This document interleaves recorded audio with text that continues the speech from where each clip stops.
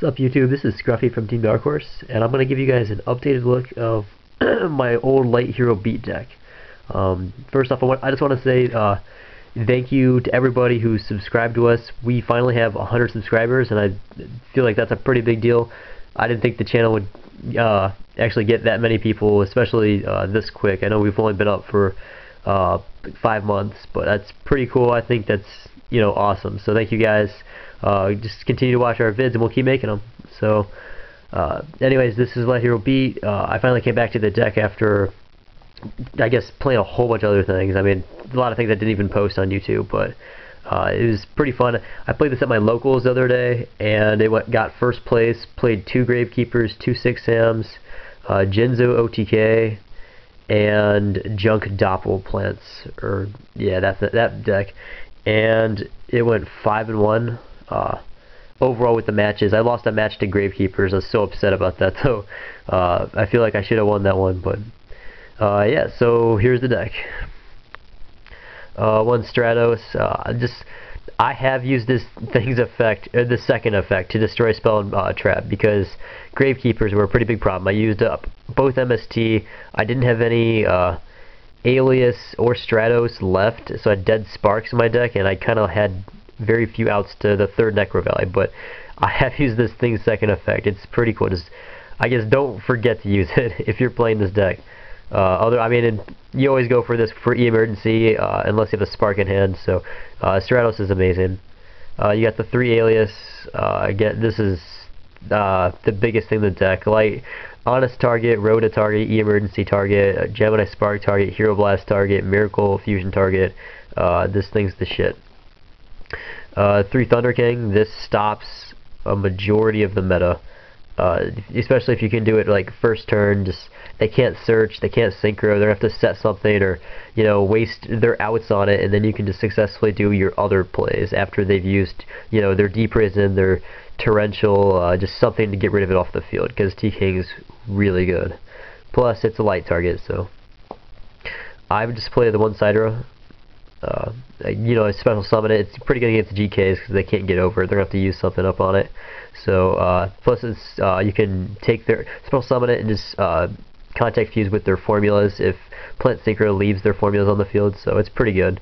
I thought about 2, but 2 is kind of a dead draw. I just side the second. So you got the 1 Honest. You gotta be playing it. I tech the 1 Snowminator because it gives you access to absolute 0, and it's just a good card. If you don't have much going on your first turn, just set it. They might attack into it, and boom, it's a -1. It's really good for the mirror match. So I mean, like, side the second, and it's a pretty good card in general. DD Warrior Lady is my final tech. It's also the 11th monster of the deck, and I only run 11 monsters. It's searchable via Rhoda and gives you more monster removal. I mean, it gives you instant removal of Shien because they can't use any of his effects or anything like that on it. No Magatama, you can't use the second effect because it's not destroying, it's removing. You can get rid of Stardust. It just gives you access to a lot of stuff. Plus, if you just set it, they attack into it, remove it, boom. So it's a pretty good card. So that's 11 monsters. Go for the spells. I would be playing 3 if I had 3, but I can only play 2. So 2 duality. Obviously, most important thing is it gets you your Spark, because that's the key card that you can't search. Your Spark or the Miracle Fusion, because you can search the Alias and all that, but you really need the Spark to get going for your draw power, because this card is so good. Gemini Spark, you just chain it to the Bottomless, the Deep Prison, Torrential, just anything, and just eat it up with their back row. You can get you a 2 for 2 or get you a +1. It really is an amazing card. You build decks around this. Well, build Light Hero Beat decks around it. The 1 Rhoda obviously gives you access to DD War Lady, gets you your aliases faster. I run also 2 E-Emergency. Why am I not playing Crusader over the second E-Emergency? Why just play like E-Emergency and Rhoda and then a Crusader? Well, 1, I'd rather have Alias because it gives you access to all those other plays I mentioned earlier, the Miracle Fusion, Hero Blast, all that stuff. And I guess it's also a deck thinner. Why would you want to not draw into this and instead draw into a Crusader? Because this, you can just play it and it thins the deck by 1. So I mean, I guess you're not revealing what you have in your hand, so they can't like mind crush you or something, but I like to thin my deck and get the card I actually need to set up the plays. The one benefit Crusader does have, though, is for games 2 and 3, they're going to side in their Kinetic Soldiers because that's a general like staple side against 6 Sams, so they're going to have it. So they're going to side it in against this deck, and Crusader gets over that thing because it's Spellcaster. So, I mean, it might be worth playing, but I'm just playing this second Emergency. I play 2 Miracle Fusion, gets you your boss monsters, and it's just really good. You pretty much, the deck now has to go to the Shining. Not that the Shining's bad, the Shining's really good. It lets you recycle your Stratos and Alias, can get you a 3200 beater right then and there. It really does set up your biggest plays. So Miracle Fusion's awesome. You could play 3, but I think 3 is kind of a dead draw, and I want to limit the inconsistencies. Maybe if I was playing Future Fusion, maybe I could play the 3rd, but I'm not. 2 MST Staple, Necro Valley Hate, General Back Row Hate, Dark Hole, Book of Moon, and this is my tech. I play 2 Forbidden Lance. Protects my monsters from the Bottomless Torrential, the Deep Prison,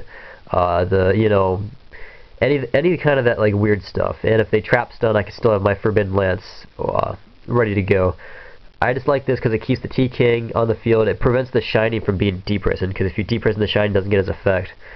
And if they try to compulse, I mean, it's just good protection. And of course, if they try to attack over something, like if they special summon Cider and I don't want to use a warning on it, I can just lance over it, so I can save my other back row. So I feel like this is pretty good. Now, if you guys were to play this deck, you can take this out for whatever you want. I've considered Nobleman of Crossout just because the meta is pretty set heavy right now, especially like first turn to set. Like they set their Spy, their Recruiter, they set their Ryko, any of that kind of stuff. So I mean, you could try that too, or the Smashing Ground, or you could play it over the staple that I'm not playing, which is Monster Reborn. I just don't feel like that card's that necessary in this deck, because you're not going to be, unless you're Monster Reborn something from your opponent's graveyard, like one of their Synchros. That's the only good thing I can think you can do with it, because otherwise you're just going to Monster Reborn an Alias or a T-King or something, if you're not playing Gravekeepers. And unless you have a Spark in hand to reuse to actually use the Alias, you're not really doing much with your Monster Reborns. It's kind of a waste of a card, and I feel like you can do better in that one slot. I mean, if you guys wanted to, just play the 41st card and just play the Monster Reborn, but I'm playing without it, and it hasn't hurt me. I mean, I went 4-2 overall against 6 Sams, 3-2 overall against Gravekeepers. I mean, like you can win without the card. You get the double warning, that's a staple. Double Bottomless. A lot of people have like shied away from this card, but I'm slowly realizing that it's still pretty good, especially against Gravekeeper matchup. Anything they summon is going to be hit by Bottomless, especially Recruiter. If they don't set the Recruiter and they summon it, and there's a Necro Valley on the field, this removes it from play, so that's pretty sweet. Removes from play the Spy if they flip it, the Descendant if they summon, the Assailant. It hits all their shit. Another thing for the mirror match, hits the T-King, the Alias, hopefully they don't have Spark. I mean, it can hit the Shining. It has a lot more targets now, so I'm playing it. Deep Prison, more monster removal. This gets rid of Stardust. I'm not playing Mirror Force because Mirror Force usually ends up being a 1-for-1, and it's not that big a deal. And plus, I mean, if they get out Stardust, Mirror Force is dead. So I'm not playing Mirror Force. I'm playing the double Deep Prison. And this is kind of a side focus of the deck. The alternate win condition. This stops way too much. Opening turn skill drain means against Plant Synchro, which by the way is everywhere. Apparently it was everywhere at YCS Orlando. Plant Synchro gets shit on by skill drain because their outs to skill drain are now double MST and Trunade. So if you can block that, their Rykos, Lilas, all those other outs to skill drain are dead.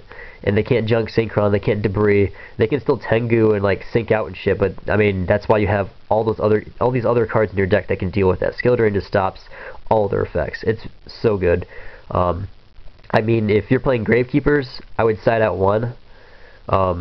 I lost a game because I drew into the second skill drain, and I regret not siding it out because skill drain doesn't do that much against GKs besides the Spy, for the most part, the Spy and Descendant. But yeah, you can side them out, but for Plant Synchro, you need to have the 2. This stops a lot of the meta. And 6-amps too. They can't like Kageki use this effect. I mean, if you wanted to, you could take out both of these for effect veilers. But I like the lasting effect of skill drain, because I mean you can have it down on the field and it lasts for longer than a turn. I play the Torrential. This could be comboed with a lot. You can Miracle Fuse for the Shining, and they have like a monster or 2 on the field, then just play Torrential, blow up your Shining, blow up their 2 monsters, and plus off it too, and you haven't summoned yet. So then you can summon and eat up whatever back row they have, or you get to attack into a clear field, so that's pretty sweet. Love Torrential. Oppression, but this kills certain decks, so that's main. Dark Bribe, I mean, this could be Solemn Judgment, but I can't fucking play that card because every time I play it, I pay 4,000 or it gets MST'd, and it just doesn't do what it needs to do. So I use it at the wrong times, apparently. So I'm playing Dark Bribe. I don't like giving my opponents a plus, but this stops the Trunade, the Necro Valley, all those big pushes that they try to make with their spells. I mean, it can negate traps too, so it can negate the warning and stuff, but I mean, if you guys know how to play Solemn Judgment, then go ahead. And I play the 7 tools. Again, this stops more back row against more Gravekeeper hate, because Gravekeeper is a pretty tough matchup. But if you got enough stuff made for it, without deviating from the focus of the deck, and 7 tools is just good in general, especially against. I mean, definitely works against X Sabers too. Can stop the Gotham's emergency plays, pretty good. And the last tech of the deck is Dust Tornado. This stops the Necro Valley, gives you an extra out. So I mean, like if you have a TK on the field, they just like set 2, and you guys are like both at they have the same amount of advantage. So you get 2 cards each. Just Dust Tornado, and then all you have to do is worry about the monsters. So I mean, Dust Tornado is a really good 1-for-1. Gives you another out to any other thing they would have. So I really like the tech Dust Tornado. You guys could try out, I mean, I've considered Tech Penguin Soldier in this slot. This slot can also be the Monster Born. This can be the Solemn Judgment. This could be a lot of different things, but I'm playing the Dust Tornado for extra back row hate. So guys, that's the deck. My side, I mean, I guess I can show you, but in a different video, but I don't have it prepared right now. It's pretty standard. It's double Super Poly, double Nobleman. I play a Dimensional Fissure.